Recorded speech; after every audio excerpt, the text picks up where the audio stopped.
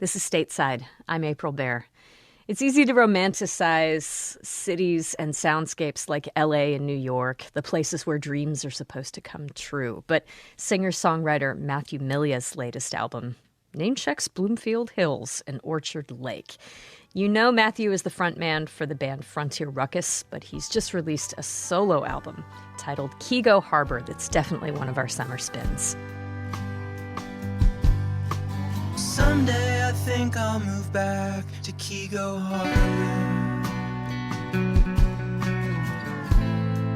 Rent an upstairs room where the pear trees bloom for the barber that I used to see since the... There's a pop country sound here, painting a picture of Milia's childhood and a lingering fondness for it today. Matthew Milia, welcome to Stateside. Thanks so much for having me. The title song on the record repeats the lyrics, "Someday I think I'll move back to Keego Harbor." Is that true sometimes? Do you ever get that feeling?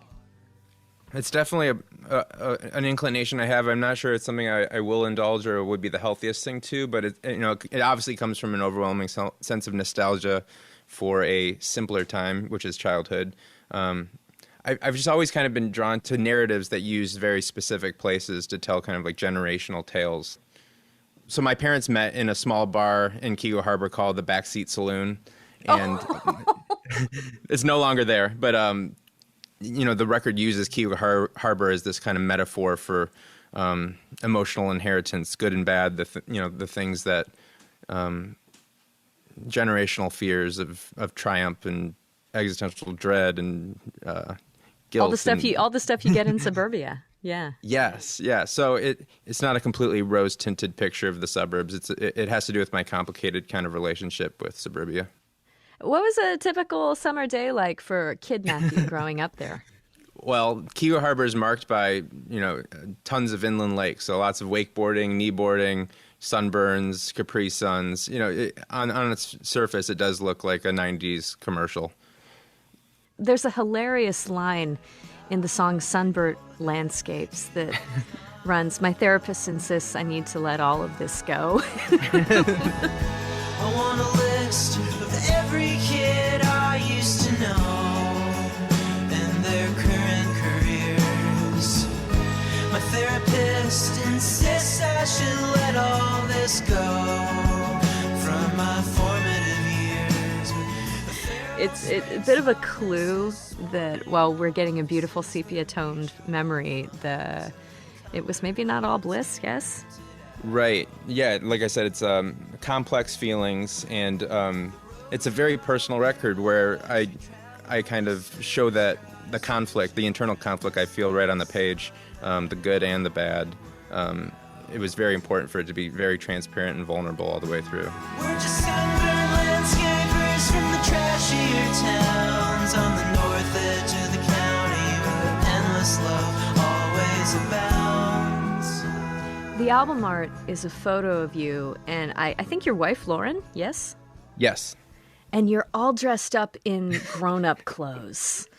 You got the sweater vest and the tie for you and the sort of Sunday best dress for her. It looks sort of like 80s drag, I guess. Is that you two dressing up as your grown-up selves?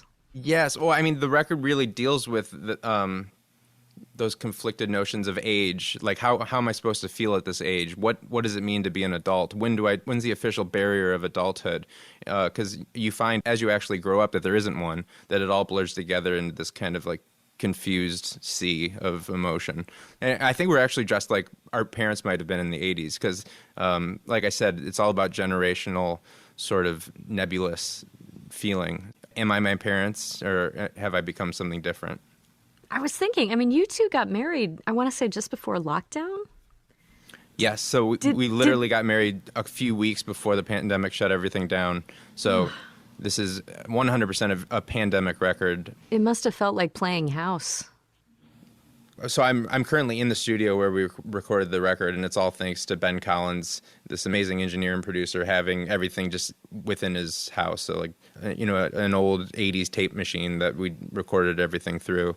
And, lots of Walgreens COVID tests, but we got things, we eventually got there. Wow. Well, at least, I mean, it doesn't feel like you stinted on the production process. The album has a very lush sound, but at the same time, it's good to hear that it wasn't sort of a typical studio experience with tons of people kind of hanging around in and out.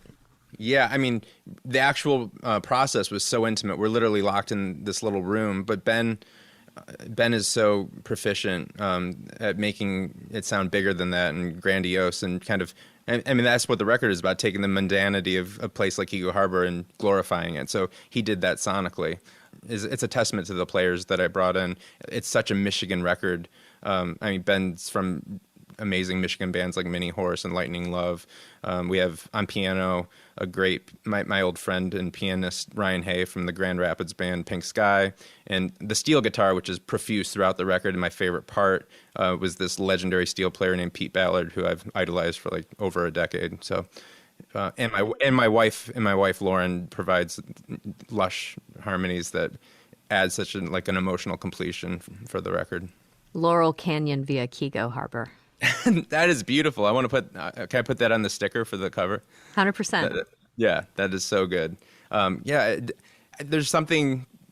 It does definitely have that breezy kind of 70s Laurel Canyon, but it's also like yacht rocky at some times. So it's funny because Keego Harbor, it's marked by all these inland lakes, but it almost takes on a kind of breezy seaside vibe at times. If you're just joining us, my guest is singer-songwriter Matthew Milia. His new record is called Keego Harbor. I'm glad you bring up yacht rock. I wouldn't put this record in that particular bin per se, but I have to ask you, have you heard the John Mayer record?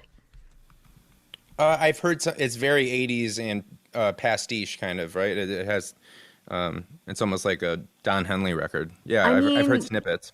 The guy even put speaking of album cover stickers, like the presentation even includes that round graphic design, the nice price that we all used to find on the records that we would get in the bargain bins at the dime store. It amazes me of all the music I could have foreseen coming out of the pandemic. Sort of a sun-drenched summer sound is not what I would have predicted out of everyone. What's that about? Well, as someone who works in advertising for my day job, I do very much appreciate that commitment to that aesthetic. But I would say Hard Times traditionally and historically have produced a hyperbolically exuberant sound. If you look at like the 40s or 50s coming out of World War II, some of the most hyperbolically happy sounding music. But for me personally, I've always loved mingling hyper melodic, catchy, upbeat sounds with sometimes rather lugubrious lyricism, which I'm drawn to. I love that kind of contradiction. I love the emotional conflict it provides. So on this record, I definitely did not shy away from like sort of a 90s almost pop country sound of what I might hear on a boat radio in Sylvan Lake in the 90s. Mm-hmm. It just kind of provides a balance to the very heavy topics I'm trying to convey. The lead track, Salad Bars, is right in that wheelhouse. It's pretty much a nostalgic summer song turned 45 degrees to the side. And the lyrics talk about the way that strip mall restaurants and junk mail offer us strong reminders of how impersonal life can be, and especially suburban life. But also reminds us that they can still be comforting. Candy corn in an empty car. You still mourn the brand new start that ended with a broken heart. Yeah, we know. Somehow it doesn't make you cry. No, the junk mail you and I will still receive long after we've been long dead. I wanted to ask if you have a particular favorite piece of junk mail you've ever received. I mean, that song really deals with sort of unwelcome reminders of mortality and getting life insurance pamphlets now that I'm on the other side of 35.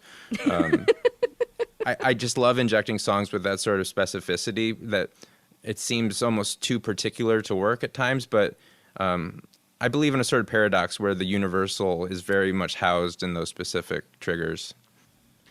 Are there things about yourself that at this ripe old age and as a grown-up married man, things that you recognize about yourself that you now see are there in you because of where you grew up and how you grew up? I wondered if there's a song on the record that you think kind of might bring that quality home the most. That's a very great question. Well, Keego Harbor is found between West Bloomfield and Pontiac, so it's kind of in the suburban no man's land of late capitalist infrastructure, and the American dream is very much alive in this sort of desperate sense. And I grew up in this middle class, that on the verge of hoping it can maybe become upper middle class lifestyle. Living in the Pontiac School District, but going to private schools, my parents struggling to send me there. But that sort of American dream is just such an entrenched part of my DNA. And it's funny, coming out of 10 years as a professional touring musician, a lot of this record is about recalibrating one's dreams and expectations and wishes. Like, what's going to make me happy? Is it all these things that I was told that I need, these material items?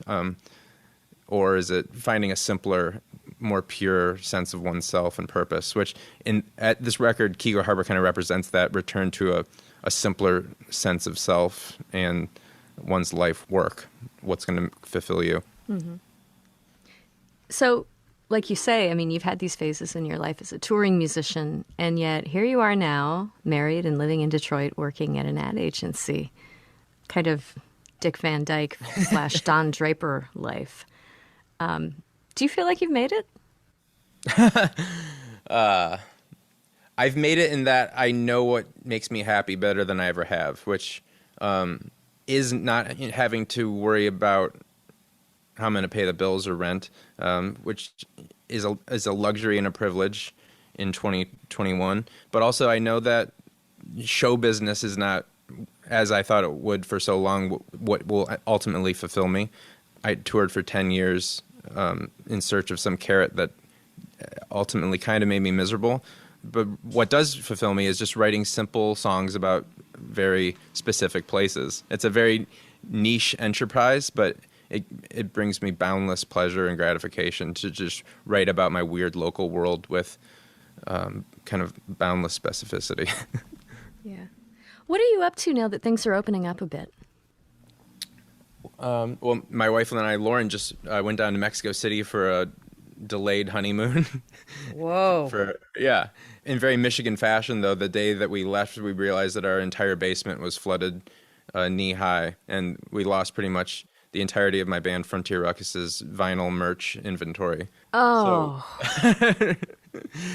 So, luckily, we were able to put it out of our minds for the most part and enjoy Mexico City.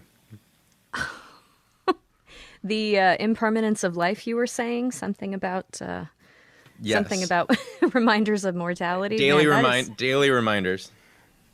Well, Matthew Milia, thank you so much for talking to us. The new record is called Keego Harbor. We're looking forward to listening to it in whatever form we can. It was so fun. Thanks for having me. Just keeping life's hard and giving up's even